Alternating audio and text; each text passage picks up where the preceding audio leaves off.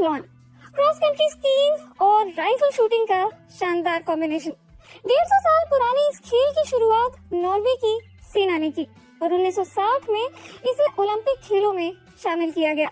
लेकिन इसमें सिर्फ दमखम के लिए नहीं, तकनीक की भी जरूरत पड़ती है।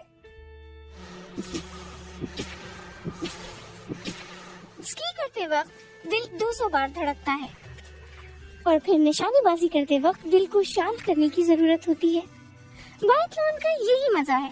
वर्ल्ड चैंपियन आर्न फाइफर हर ओलंपिक खिलाड़ी की तरह विज्ञान का सहारा लेते हैं।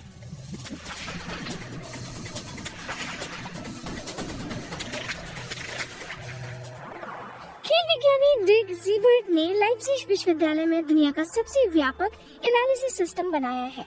लेकिन वैज्ञानिक के टेस्ट से पहले बाइथलॉन खिलाड़ी फेलिक्स होफर को थोड़ी मेहनत करनी होगी।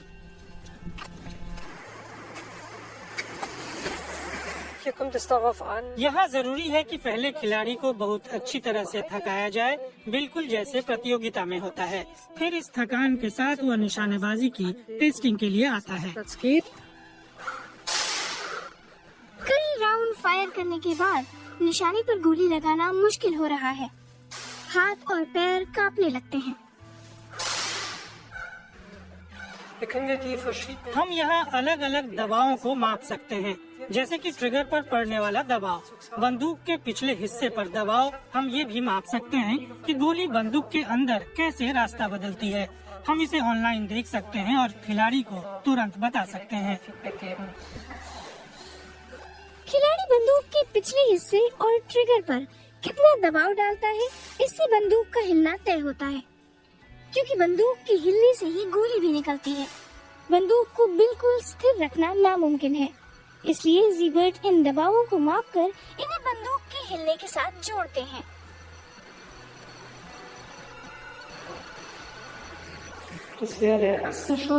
यह पहला निशाना था जो कतई बुरा नहीं था, लेकिन गोली यहाँ ऊपर से आई। देखा जाए तो इसका रास्ता भी ठीक रहा और निशाने पर यह अच्छा बैठा है। दूसरी गोली तो निशाने के बाहर थी। इसके बारे में ज्यादा कहने की जरूरत नहीं। बाहर से रिएक्शन अंदर को आया, इसमें निशाना सही तरह से नहीं लगाया गया। लेकिन खड़े निशानेबाज के पैर कितने स्थिर हैं? ज़ीबर्ट इसे भी नापते हैं और ये भी बताते हैं कि खिलाड़ी को अपने पैर, अपने हाथ और अपना शरीर किस एंगल में रखना चाहिए। यहाँ भी खिलाड़ी को सही तरह से खड़े होना सीखना है। ज़ीबर्ट सालों से अपने उपकरण पर काम कर रहे हैं। अब वो खुद भी ये देख के हैरान होते हैं कि पूरा सिस्टम कितना जटिल है।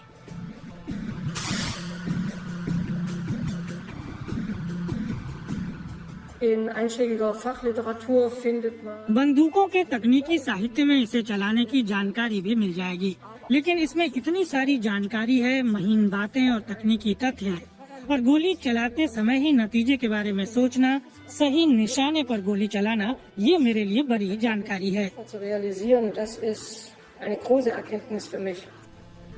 विज्ञान की मदद से भी बंदूक की गोली हमेशा निशाने पर नहीं लगेगी, लेकिन खिलाड़ी को जानकारी का फायदा मिल सकता है। गोली चलाते वक्त आपका आत्मविश्वास ज्यादा रहता है। जब आप प्रतियोगिता में हिस्सा लेते हैं तो आपको खुद के बारे में पता होता है कि आप सही कर रहे हैं। नापने वाला ये उपकरण ये साबित कर देता है।